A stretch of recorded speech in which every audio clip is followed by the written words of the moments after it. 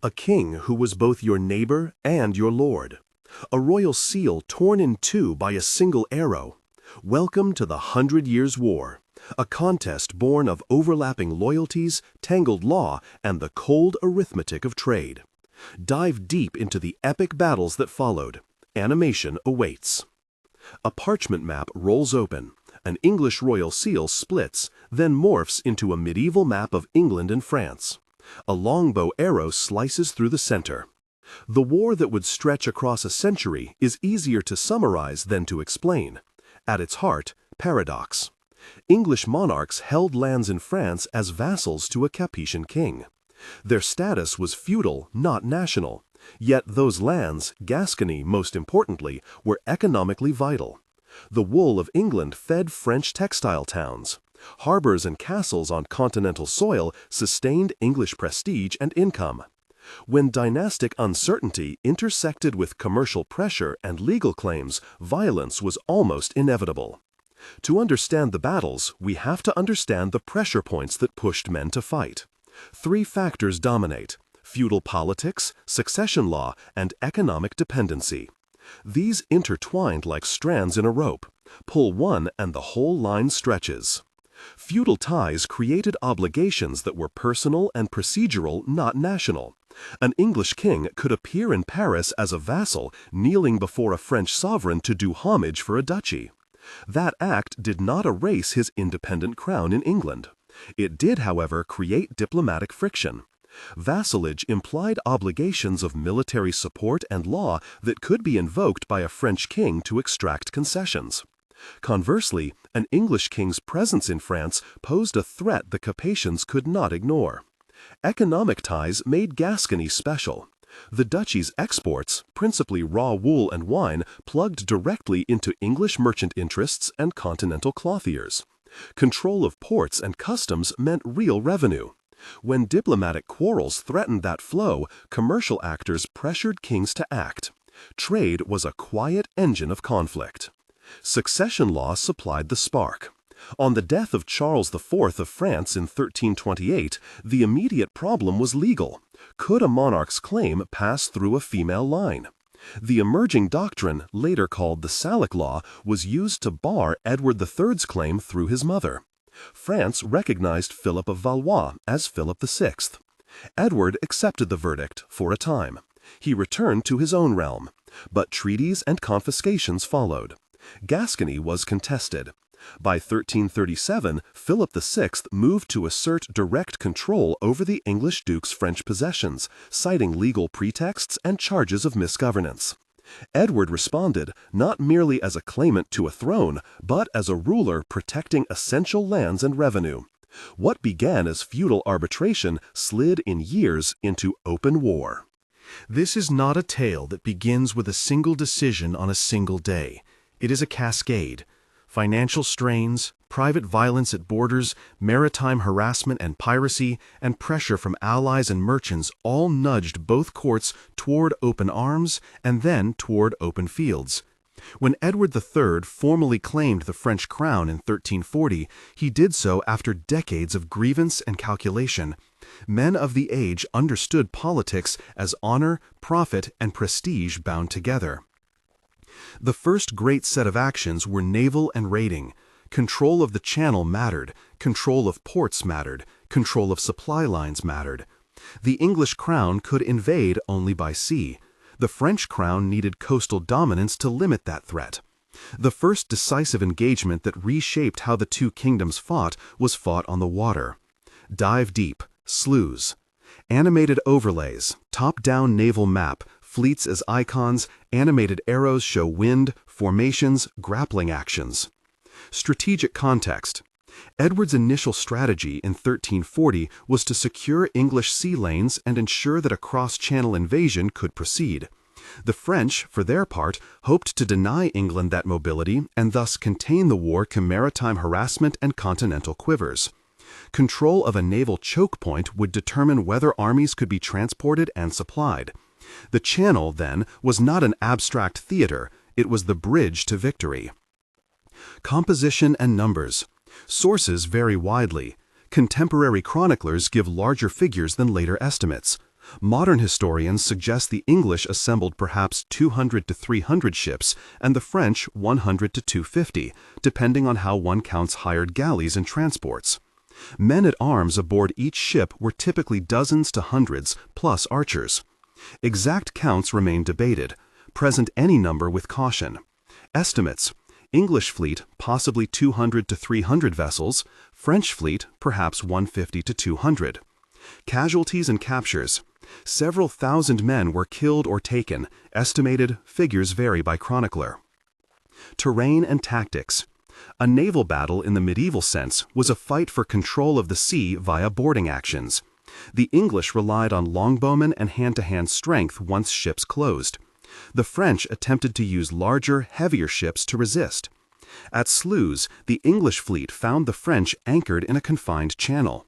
Edward's men used coordinated boarding, archery covering closing maneuvers, and a degree of surprise in exploiting a narrow fighting space. The result was catastrophic for France's fleet. Ships were set aflame, crews were slaughtered or captured. The English achieved de facto command of the channel. Decisive moments: animated overlays should highlight the choke point where the French lines were fixed and the English closed from windward and leeward, cutting off escape. Animated sequence of boarding, arrow volleys cutting across masts, ships grappling, then a wider overlay showing the channel turning orange as French vessels burn. Immediate consequences. Sluys did not end the war, but it set the conditions for Edward to move armies across the channel with less fear. Naval supremacy allowed the English to conduct large-scale expeditions and to supply their continental holdings. It also forced the French to rethink how to defend their coasts and to rely more on fortifications and localized defenses. A naval victory reshaped the logistics of war. If Sluys gave Edward the sea, his next major moves would make clear how land tactics and new technologies, most famously the longbow, could decide battles. Edward's method in the following years blended smart maritime strategy with land raids meant not necessarily to seize territory permanently, but to inflict financial and political damage. Chevauchée. The chevauchée, a deliberate, mounted raid designed to devastate countryside, seize booty, and erode an opponent's will to fight. Think of it as economic shock and awe before the term existed. Edward and his captains used these raids to force engagements on terms favorable to the English: flat terrain for archers, open fields for maneuver, and an enemy compelled to fight to protect towns and goods. Animation: arrows from landing points into French countryside, burning village icons, and dotted lines showing retreat. The longbow's rise is inseparable from this phase. What was this weapon and why did it matter? The English longbow was a powerful, long-range missile system that required training and mass deployment. A practiced volley could penetrate mail and even plate at close range. The bow's rate of fire and the discipline of archery units made them a tactical equalizer against heavily armored knights. Combined with defensive stakes, natural obstacles, or a favorable slope, archers could turn a cavalry charge into an annihilation. But the bow did not work alone. It needed terrain and coordination. Where conditions favored it, the bow rewrote the rules of pitched battle. Dive deep. Crécy, 1346. Strategic context. Edward's campaign of 1346 began with a landing in Normandy, then an extended chevauchée through hostile regions to the Seine. The English sought to draw the French into a field battle under conditions they could control, or to force a political solution through devastation. Philip VI marshaled a much larger force to intercept. The two armies met near the small town of Crécy, on ground that would favor the English defensive posture. Composition and numbers. Medieval numbers require caution. Contemporaries inflated figures for drama. Modern approximations put Edward's army at perhaps 12,000 to 15,000 men in arms and archers. Philip's forces may have been between 20 and 30,000, potentially larger if mercenary contingents are included. The French array included a heavy cavalry corps, noblemen, knights, and mounted sergeants. Edward fielded men-at-arms, supported by thousands of archers. Estimates of casualties vary widely, accept ranges and note chronicler disagreement. Terrain and tactics. Edward deployed on a rise with hedged enclosures and plowed fields, broken ground that broke and slowed a mounted charge. His archers, arranged in ranks and protected by stakes, could fire into the flanks and faces of charging horses. Crucially, the French made several tactical errors: a piecemeal advance, confusion in command, perhaps a lack of coordinated reconnaissance, and an assumption that sheer numbers and noble cavalry could sweep aside the English. Rain and wind compounded the French problems, reportedly reducing their ability to use crossbowmen effectively and to coordinate volleys. Decisive moments. The animation should slow to show a French charge forming, horses straining, then meeting a curtain of arrows. Anim, slowed panel of horses rearing, arcs of black streaks, arrow volleys path, men tumbling, a cascade of banners faltering. The longbow did its work in sustained waves. Knights were unhorsed, cavalry charges bogged down, disorder grew. English men-at-arms then pressed home counterattacks. Contemporary chroniclers described the day as cataclysmic for the French nobility. The English captured cannons and standards, and among the French dead were many notable nobles. The victory at Crécy established a pattern: disciplined defensive positions, massed archery, and leadership that exploited terrain could defeat numerically superior cavalry forces. Immediate consequences. Crécy opened the way to Calais and delivered a severe blow to French military prestige. It was a reputational victory for the English and a strategic gain for Edward. Calais would soon fall and remain under English control for well over a century, serving as a continental foothold. But victories at Crécy were not decisive wars in themselves. Paris remained in French hands. Manpower and resources for continued resistance remained available. War had become longer and bloodier. Dive deep. Poitiers, 1356. Anim, map of the route toward Poitiers, arrows marking Black Prince's raid, the clashing forces highlighted. Strategic context. Edward's son, Edward of Woodstock, the Black Prince, led a devastating chevauchée from Bordeaux into central France in 1355–56. The aim was both economic and psychological: to ravage countryside, force the French to chase, and capture valuable ransom-paying prisoners if opportunity allowed. The French King Jean II, John the Good, sought to intercept and bring the raiders to battle. The campaign culminated at Poitiers, where maneuver, exhaustion, and tactical decision-making would decide the day. Composition and numbers. Again, numbers vary. The Black Prince's force may have numbered between 6,000 and 8,000 men in the field by the time of Poitiers. The French army confronting them might have ranged from 14,000 to 20,000 or more. Ransom and capture of noble prisoners were central to the economics of warfare. A captured king promised enormous leverage. Terrain and tactics. At Poitiers, the English chose a strong defensive site, a narrow approach hampered by hedges and marshy ground. Defensive stakes and trained archers prepared the field. The French attempted to coerce the English into open battle or to force them into retreat. Repeated frontal assaults, made in disordered mass under the pressure of leadership and momentum, ran into concentrated arrow fire and disciplined English lines. The Black Prince, by reputation a formidable commander, managed reserves effectively and ensured cavalry countermeasures at critical moments. Decisive moments. The capture of King Jean II stands as the war's dramatic turning point in 1356.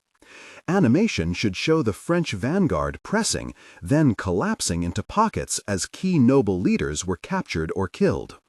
Animation, focus on the royal standard being taken, then an overlay showing the captured king being escorted away. On-screen caption, King Jean II captured, ransom to follow. Immediate consequences. The capture of Jean II forced a political crisis in France. A treaty, the Treaty of Bretonny, 1360, later confirmed territorial concessions and ransoms. Yet the war did not end permanently. The economic burdens of ransom, the strain on royal finances, and local instability set conditions for years of unrest. English gains in territory and gold were significant but vulnerable, and French resistance would regenerate under new leaders and tactics. The capture of a king was not an end. It was a bargaining chip and a temporary shock. Siege of Calais, 1346–47. Strategic context. Calais, captured after Crécy, became the linchpin of English continental presence. It offered a secure base for resupply and a bridgehead for further operations. The siege's importance lay in its function. Possession of Calais turned a field victory into an enduring political asset. Composition and numbers. Garrison sizes, siege engines, and relief forces, these numbers shift by source. What matters is that Calais was well fortified, and that Edward's army could sustain a lengthy siege thanks to maritime lines of communication and supplies. French attempts to relieve the town were indecisive. Tactics. Siegecraft in the period relied on blockades, mining, trebuchets where available, and starvation. The English, with control of the sea, cut Calais off and added pressure via sustained presence. The town's eventual capitulation in 1347 offered the English a permanent foothold. Animation, cross-section of the siege, supply routes from England animated as blue lines. Defenders' walls highlighted. Immediate consequences. Calais became for the English crown a continental bastion and a symbol of permanence. It also changed the character of the conflict. With a secure continental port, English campaigns could run longer and larger, emboldening chevauchés and strategic ambitions for decades to come. By the close of the Edwardian phase, the map had been punctured. English arms had shown the effectiveness of new tactics and of maritime logistics. Yet the war had not produced a clean political settlement. Raids and pitched battles had extracted wealth and prestige. They had also created cycles of retaliation and local devastation that would soon be joined by a far less military but hugely consequential force. Mini CTA, brief, under 12 seconds. If you enjoy deep animated reconstructions like the ones you just saw, subscribe and click the link in the description for detailed maps and bonus animations. The conflict that followed the Summer of Victory was not a simple military sequel. Europe in the mid-14th century hosted forces beyond the soldiers' control. Starting in 1347, the Black Death arrived in Western Europe. Its effects cannot be overstated. Demographic collapse, economic dislocation, and social upheaval reshaped both kingdoms' capacity to wage war. The Black Death's immediate impact was numerical. Death reduced available manpower for field armies and for agriculture.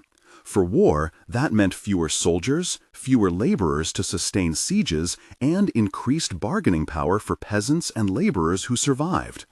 Wages rose in some regions, royal revenues sank in others as tax bases shrank.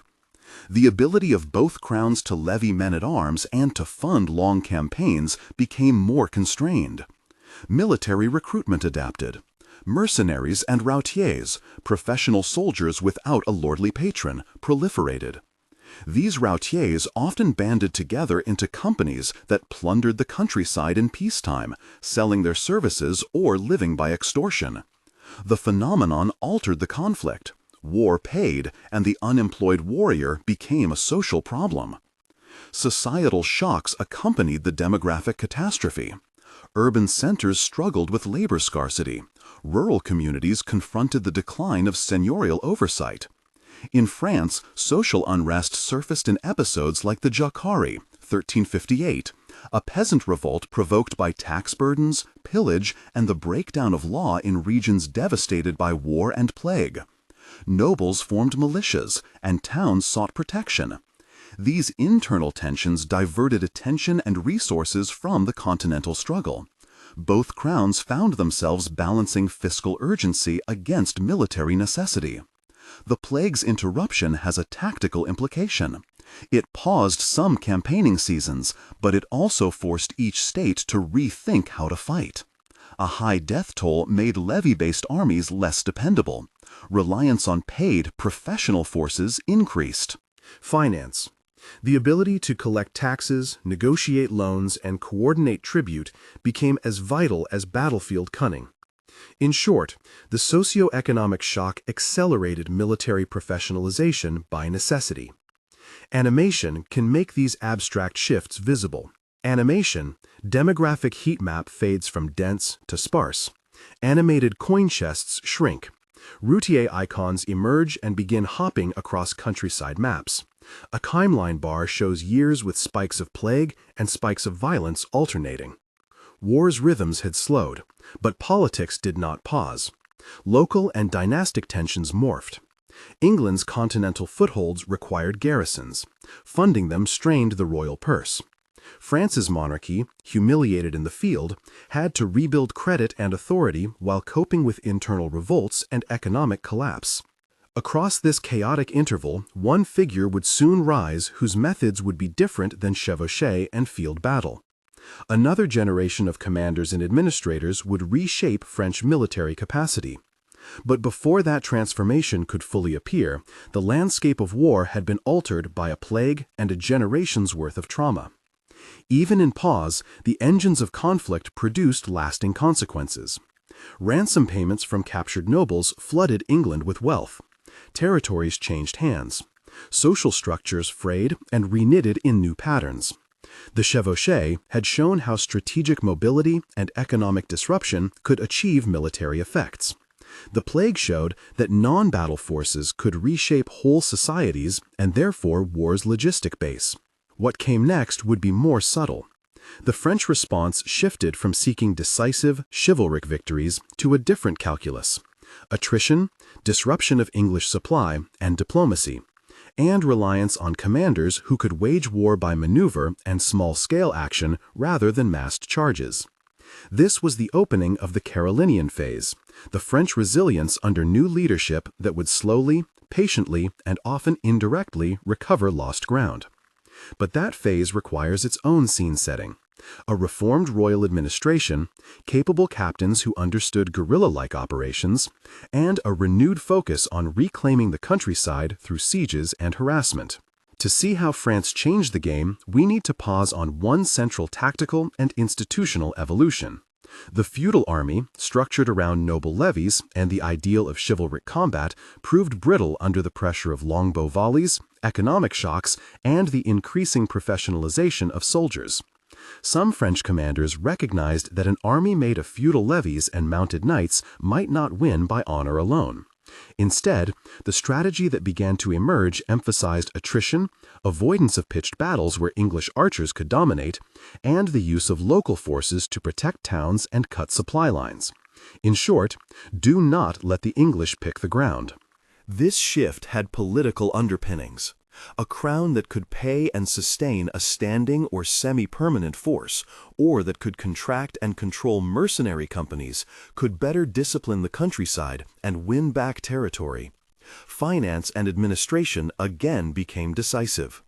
The collapse after Poitiers and the ransom of Jean II produced a humiliating scramble for stability. New figures later in the century would exploit the moment. Men like Bertrand du Guesclin, whose methods were not merely heroic in the old romantic sense, but effective in a changed strategic environment.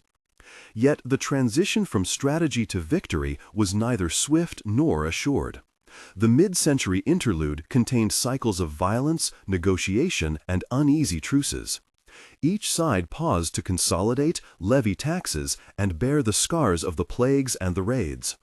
English coastal fortresses and ports remained points of contention. French commanders experimented with new approaches. The stage was set for renewal on both sides, but renewal that would look different from the first phase's large set-piece battles. As the English digested the wealth of ransoms and the French grappled with reconstruction, the maritime and land theaters continued to hum. England's hold on Calais created a visible projection of power. French counties and duchies ravaged by chevauchés sought protection in alliances, marriages, and sometimes in negotiated submission. War had sped up some changes and slowed others. For a time, the fighting would concentrate less on sweeping invasions and more on attritional campaigns and localized maneuver, a prelude to the tactical sophistication that would characterize later phases. Animation can underline the tempo change. Where previously the map showed long red sweep lines of chevauchés, now overlay smaller, jittering icons of routiers and skirmishes, garrison nodes and supply lines under attack. Anim, chevrons shrink to dotted harassment lines, fort icons blink, wage coffers animate into public accounts. We close this stage of the story with a simple observation. Technology and logistics had already begun to shift the balance. The longbow had rewritten cavalry tactics. The sea had become a lifeline. Plague had hollowed societies and forced political innovation. The Edwardian phase demonstrated a particular mix: maritime mobility, disciplined archery, and the political will to pursue continental possessions, all underpinned by a logistical grasp that could move men and supplies across the Channel. England had its dramatic victories. France had its humiliations. But the war was far from decided. What follows is a different kind of contest, one where French commanders would abandon the textbook valor of a single day's battle for a more grinding approach to reclamation, where leaders at the regional level would matter as much as kings, and where administrative reform and military innovation would reshape results. The Carolinian resurgence would demand a rethink from both sides. We will take that next step, tracing how the French response matured, how commanders like Du Guesclin and a resurgent Valois crown turned attrition, diplomacy, and selective confrontation into a slow reversal, and how the human and fiscal toll of the Edwardian campaigns set the conditions for a different style of war. But first, in order to understand the choices those leaders made, we need to examine the mechanics of state capacity and the ways monarchs underwrote armies, the fiscal levers, the recruitment practices, and the logistics of maintaining garrisons across the Channel. Only then can we fully appreciate how the war transformed from a series of brilliant raids and battles into the long attritional conflict that would define a century. The scene is set. The players are wounded, counting losses, and recalibrating. The map bears the fresh scars of arrow-strewn fields and smoldering towns. The next chapters will show how resilience, strategy, and institutional reform, more than a single battlefield triumph, reoriented the balance of power in medieval France. If the Edwardian phase had been dramatic and direct, the Carolinian century that followed was patient, incremental, and often quiet. Victory achieved by attrition, maneuver, and the slow reweaving of royal authority. Charles V of France, a ruler less interested in the theater of chivalric display than in administration, law, and finance, pursued a long strategy. He did not simply seek one great battle to reverse the map. He rebuilt institutions that could pay, equip, and direct the kind of campaigns that would deny the English the advantages they had won in the 1340s and 1350s. The engine of that strategy was people, administrators, captains, and a renewed fiscal apparatus, as much as any single battlefield.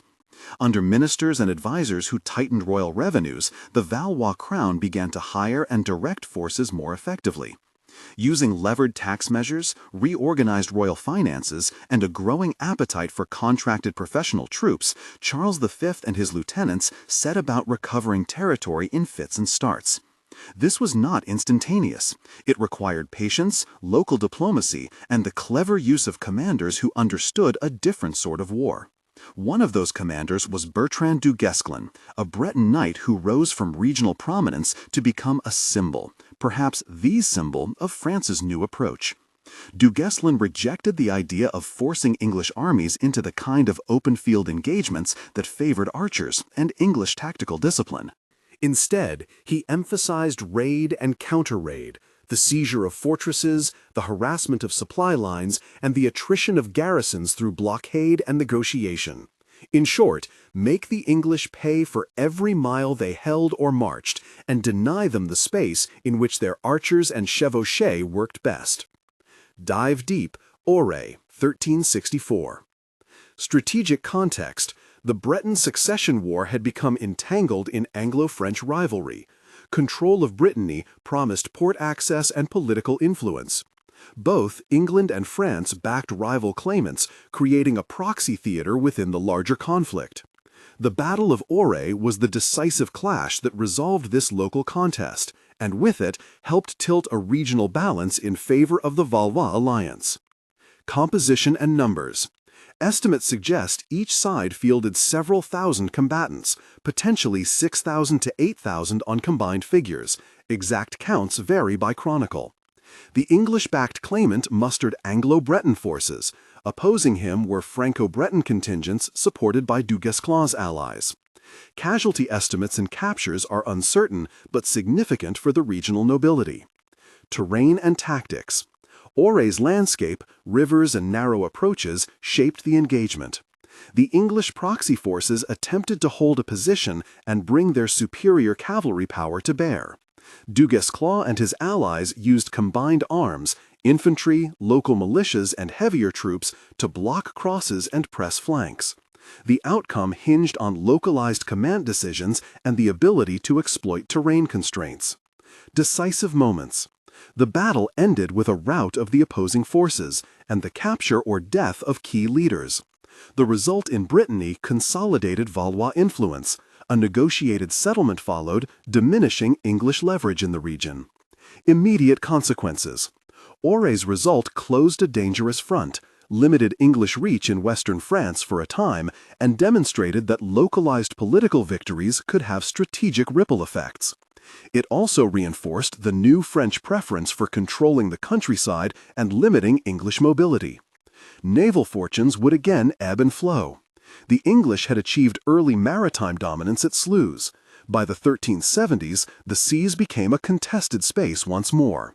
The Castilian fleet, operating out of Iberian shipyards with heavier, more maneuverable galleys, would prove a new and dangerous challenger to English control of the Atlantic approaches. A decisive naval contest off La Rochelle in 1372 broke English sea power for a generation.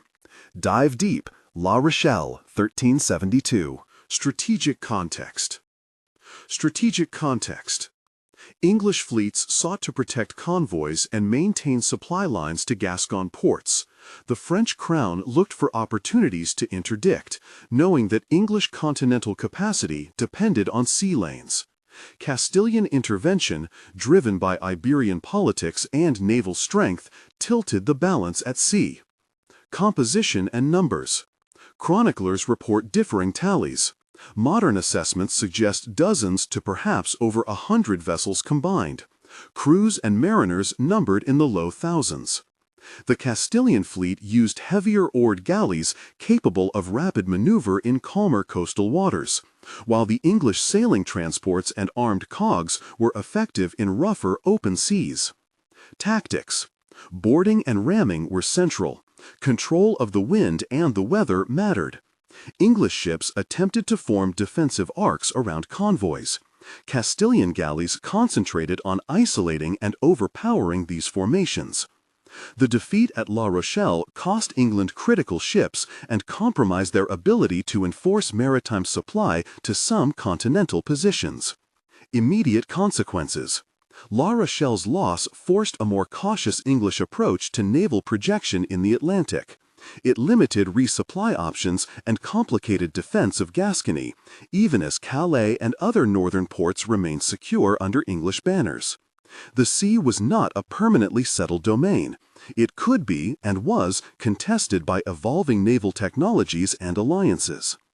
As England's maritime options became riskier in the West, France's land strategy continued to work through its patient mechanics.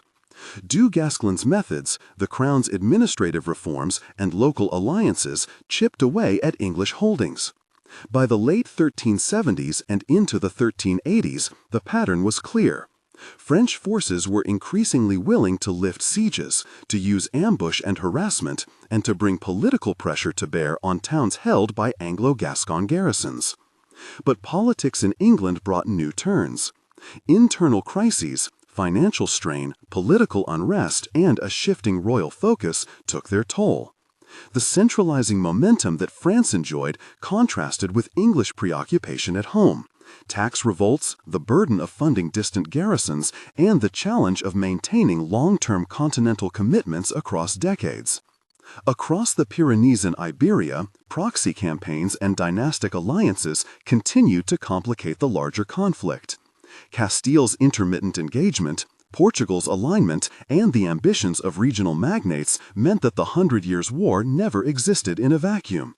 The larger European stage, maritime tech, dynastic marriages, and mercenary flows intertwined with the Franco-English struggle, draining resources and creating new fronts.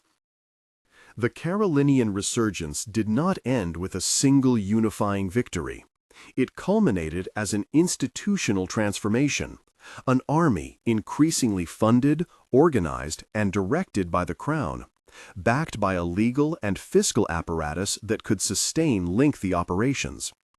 The Treaty of Brittany, 1360, provided a temporary pause earlier, but the long-term effect of French rebuilding was to make English continental holdings harder to maintain.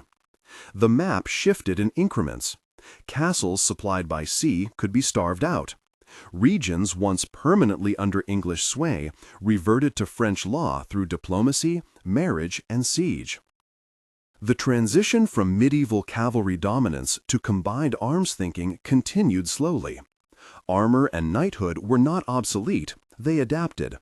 But disciplined infantry, archers, and later artillery began to knit together into formations that could hold ground and seize points where cavalry once reigned unchallenged. The next great phase in the story came from a very different direction. A new English monarch who would attempt to reverse decline with decisive force. From the late 14th century's convulsions, the Lancastrian claim emerged, and with it a short-lived revival on the field of battle that would become one of the war's most famous chapters. Henry V, king from 1413, projected energy and a political willingness to accept heavy risks for great rewards. His campaign in northern France, bold, brutal, and built on a tight logistical chain, culminated in a dramatic series of operations that combined siegecraft, negotiated surrender, and pitched victory. Dive deep, Harfleur and the March to Agincourt, 1415. Animation, English landing at Honfleur, march route animated across Normandy to Harfleur and then north to Calais. Supply markers and siege icons noted. Strategic context. Henry's objective in 1415 was to assert claims, to restore English vigor, and to force a political solution that would preserve or expand English holdings. The siege of Harfleur was intended as a stepping stone to larger operations. It succeeded eventually, but at cost. Disease and attrition thinned Henry's ranks before his march north. Composition and numbers. Estimates of Henry's force at full strength vary. After Harfleur and the March, the English field force at Agincourt likely numbered around 6,000 to 9,000 men, approximately. Sources vary. The French army arrayed against him has been estimated in ranges between perhaps 15,000 and 30,000 assembled troops, approximately. Numbers debated, including knights, gendarmes, and provincial levies. Chroniclers often inflate totals or compress events for narrative dramatic effect. Modern historians offer more conservative ranges. Terrain and tactics. The English march faced narrow country lanes, drained fields, and an exhausted army. At Agincourt, the meeting ground, a confined stretch of field bordered by woods, favored a defensive posture. Henry deployed his troops in a compact formation, with masses of longbowmen on the flanks protected by sharpened stakes.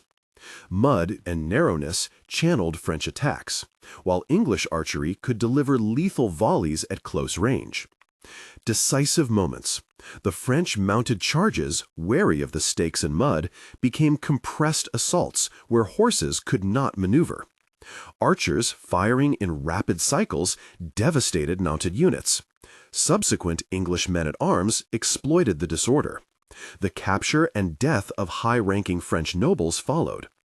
Agincourt became an iconic example of tactical preparation, leadership under pressure, and the lethal combination of terrain, stakes, and archery. Immediate consequences. Politically, Agincourt produced shockwaves.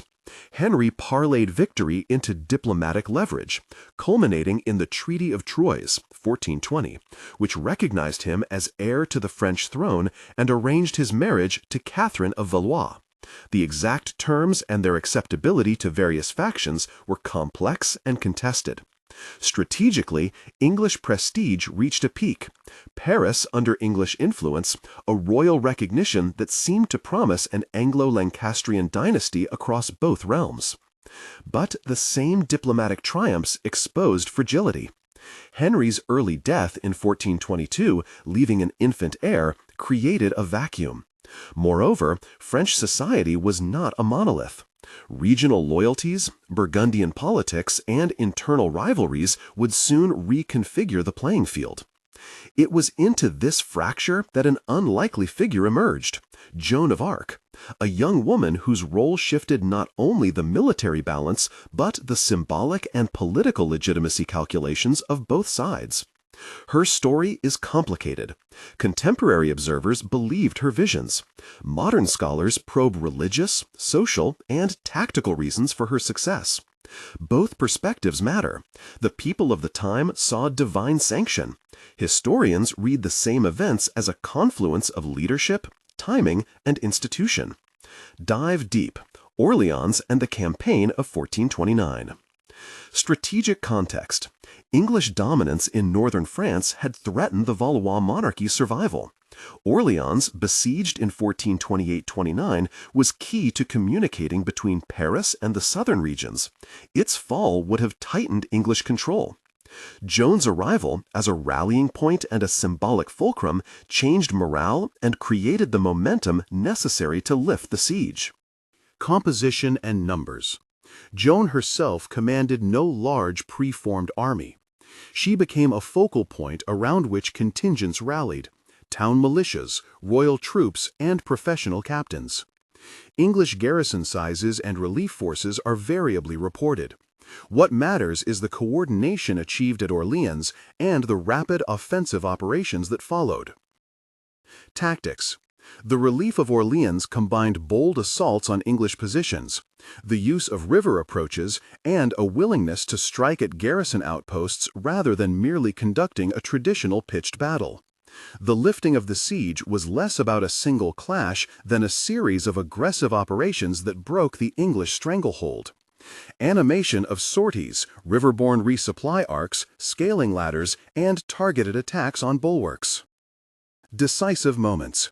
Joan's presence galvanized troops and civic defenders.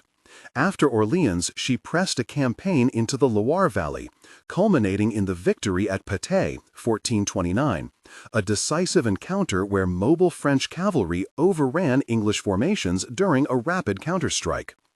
Patay echoed the reversal of earlier patterns. Where English archery once dominated, a swift, coordinated strike could now exploit English tactical rigidity. Animation of overlay of Patay, showing cavalry charges cutting across linear archery formations, then a sudden collapse. Immediate consequences. The campaign propelled Charles VII to Reims, where he was crowned in 1429, a ceremony of enormous symbolic importance. The coronation repaired legitimacy in the eyes of many French magnates and the populace. Joan's capture in 1430 and subsequent execution in 1431 were tragic and politically divisive moments.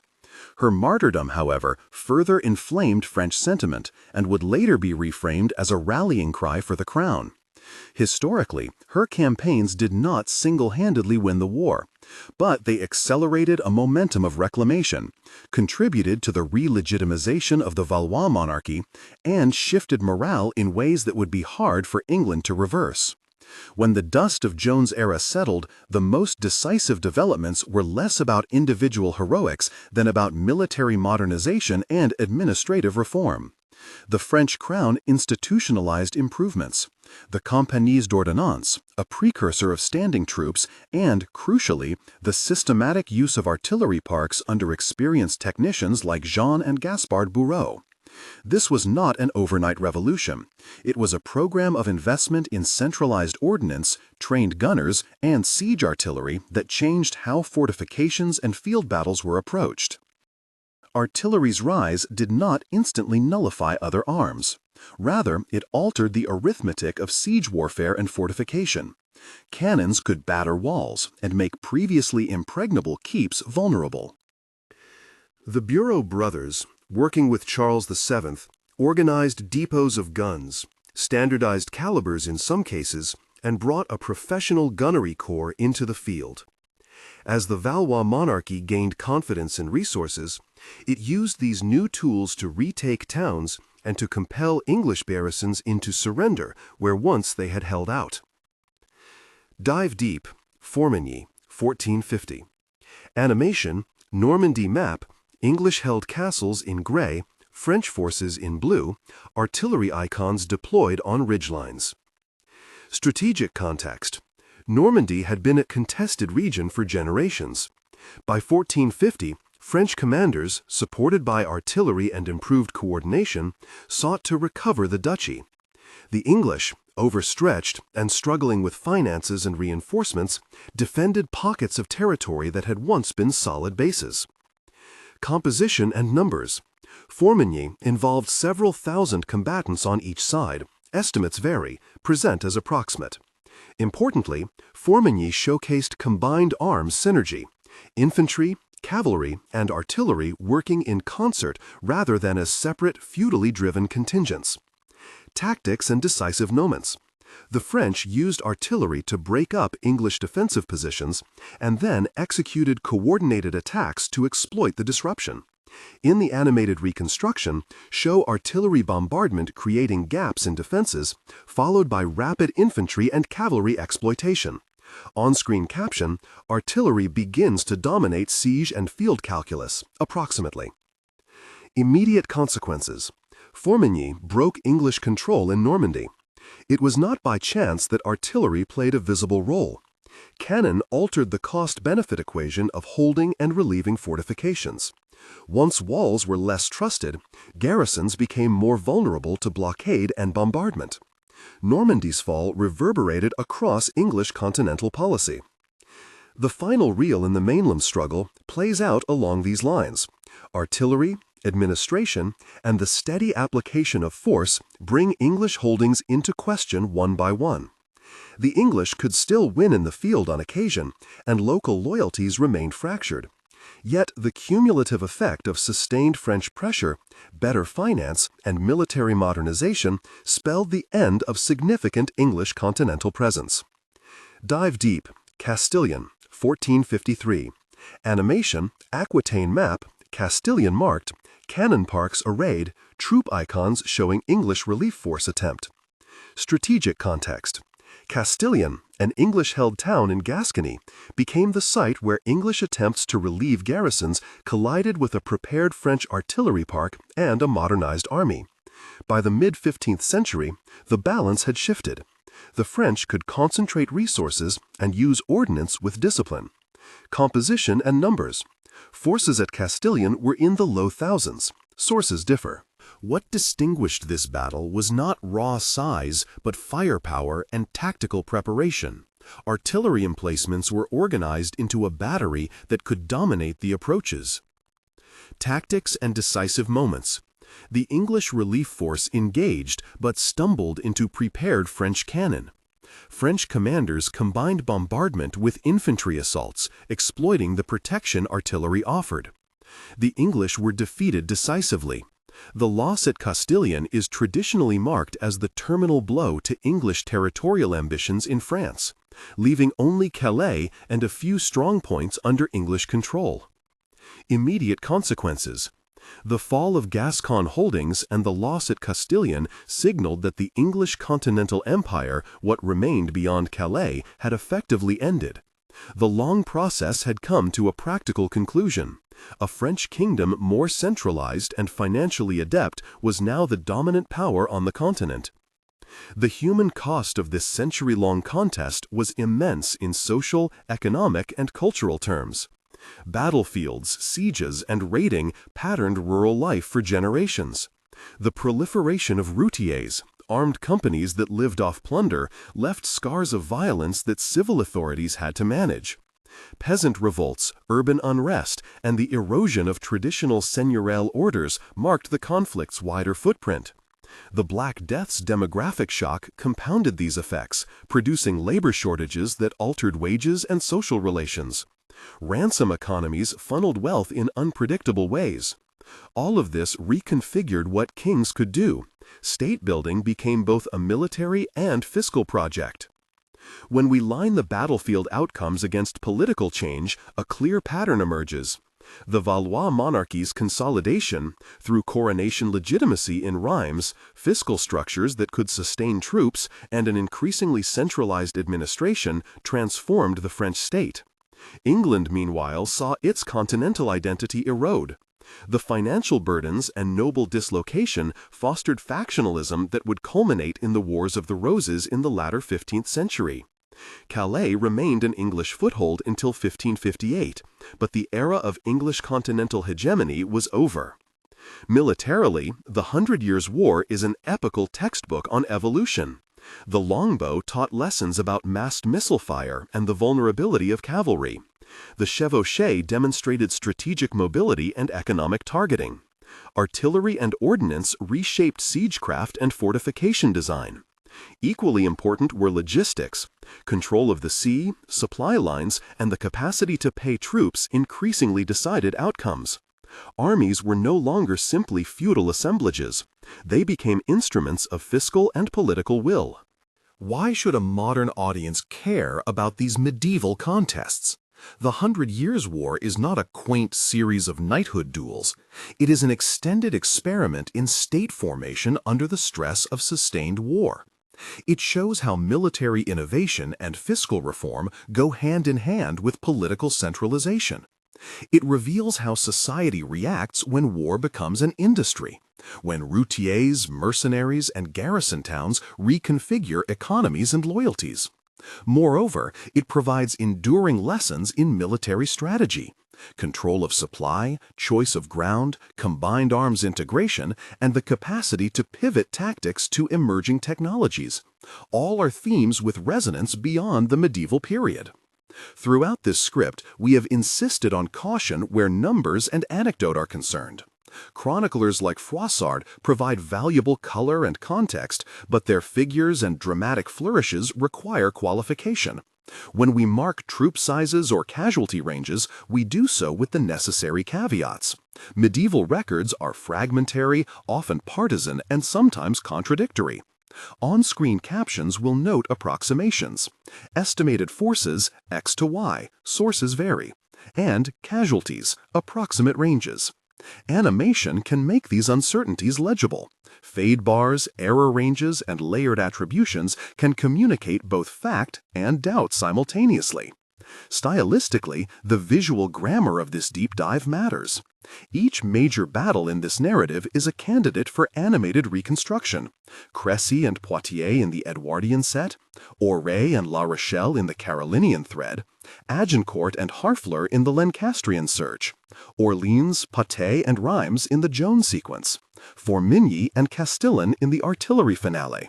For viewers, the combination of overhead schematic, animated troop arrows, and microcuts, slow-motion arrow volleys, stake emplacement, cannon impact, converts abstract strategic reasoning into legible, memorable sequences.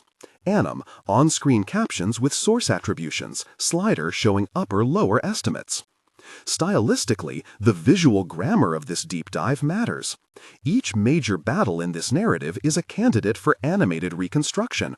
Crécy and Poitiers in the Edwardian set, Auray and La Rochelle in the Carolinian thread, Agincourt and Harfleur in the Lancastrian surge, Orleans, Patay, and Rheims in the Joan sequence, Formigny and Castillon in the artillery finale. For viewers, the combination of overhead schematic, animated troop arrows, and microcuts, slow-motion arrow volleys, stake emplacement, cannon impact, converts abstract strategic reasoning into legible, memorable sequences. Anim, montage of labeled dive deep sequences, cued with brief taglines. In thinking about leadership, we must balance personality and institution. Edward III and his son, the Black Prince, were tactically bold. They exploited naval mobility and archery to change the immediate terms of power. Henry V's audacity rewrote English fortunes briefly, while Joan of Arc's rise reframed legitimacy and morale in a fashion that structural reforms alone might not have achieved so quickly. Yet figures like Bertrand du Guesclin, Jean Bureau, and administrative ministers remind us that institutions, pay systems, centralized ordnance, and legislative reforms were the steady beams supporting long-term success. Military history in the 100 Years' War is as much about ledger entries and rolling siege trains as it is about banners and charges. A final word on continuity and change. Warfare, like any technology-driven practice, is cumulative. The longbow did not vanish with the return of heavy cavalry. Artillery did not instantly render all fortifications useless. Instead, the period shows how military actors adapt. Defensive works absorb new stresses, armies revise formations, and states invest in capacities that meet present threats. The war's end does not represent a clean break into a fully modern era. Rather, it is a hinge between feudalism's personal bonds and early modern statecraft's institutional imperatives. So, what does this mean for our contemporary understanding of military history and state formation? The 100 Years' War teaches that long wars accelerate institutional innovation. When survival depends on sustained military effort, rulers invest in finance, logistics, and technology. They professionalize forces, standardize ordnance, and centralize revenue collection. The downstream effects, accelerated bureaucratic capacity, changes in social orders, and new notions of political legitimacy, help explain how medieval polities evolved into early modern states. For military students, the war is a case study in adaptation. The side that adjusted its recruitment, logistics, and tactics to contextual realities, rather than simply relying on past glories, often gained the long-term advantage. Our animated reconstructions throughout this series will make those processes visible. Arrows will trace supply lines and mutating troop compositions. Infographics will chart the rise of artillery parks and the decline of purely levy-based armies. Portrait vignettes will remind viewers of the human faces behind policy: kings, captains, gunners, and townspeople. The goal is not spectacle for its own sake, but clarity, to show how cause and effect, finance, command, and technology interacted over a century to produce outcomes that reshaped France, England, and the wider politics of Europe. Animation awaits at every key beat. We have mapped where stakes changed the fortunes of cavalry, where artillery redefined sieges, and where sea control enabled armies to cross the Channel. Each dive-deep animation is designed to clarify rather than merely to glorify, showing the layers of decision, movement, and consequence that historians read into parchment and chronicle. As we close this extended journey into the 100 Years' War, return to the opening paradox. Titles and vassalage mattered as much as borders. Kings who were simultaneously neighbors, overlords, and rivals could not easily disentangle legal obligation from political rivalry. The war's narrative, from Sluys to Castillon, illustrates the tensions of a world where personal loyalty and emerging administrative states collided. It teaches us that war is rarely decided by a single act of heroism. More often, it is determined by the slow accretion of resources, institutional competence, and the willingness to innovate. Animation awaits at every key beat. We have mapped where stakes changed the fortunes of cavalry, where artillery redefined sieges, and where sea control enabled armies to cross the Channel. Each dive-deep animation is designed to clarify rather than merely to glorify, showing the layers of decision, movement, and consequence that historians read into parchment and chronicle. If there is a single takeaway, it is this. The Hundred Years' War is a laboratory of historical transformation, militarily, politically, and socially. Battles like Crécy and Agincourt teach tactical lessons about terrain and technology. Campaigns like the Black Prince's chevauchée or Joan of Arc's Larthrust teach about the power of maneuver and morale. Administrative reforms under Charles V and Charles VII teach that finance and logistics are the quiet engines of victory. And lastly, the emergence of artillery and professional gunners speaks to technological change's capacity to reorder strategic priorities. For viewers who want to go deeper, the animations linked below will replay these battles with layered commentary, troop numbers shown as estimated ranges, annotated tactical beats, and source notes, so you can see how historians reconstruct these events from fragmentary records. We'll also provide a short bibliography and a few primary chronicle excerpts for those who want to read Froissart, Monstrelet, or the later Burgundian accounts themselves. Thank you for taking this detailed journey across a century of war. If this animated deep dive sharpened your understanding, subscribe and check the playlist in the description to watch each dive deep reconstruction in full. Every major battle, campaign map, and tactical overlay awaits. Dive deep into the past. Animation awaits.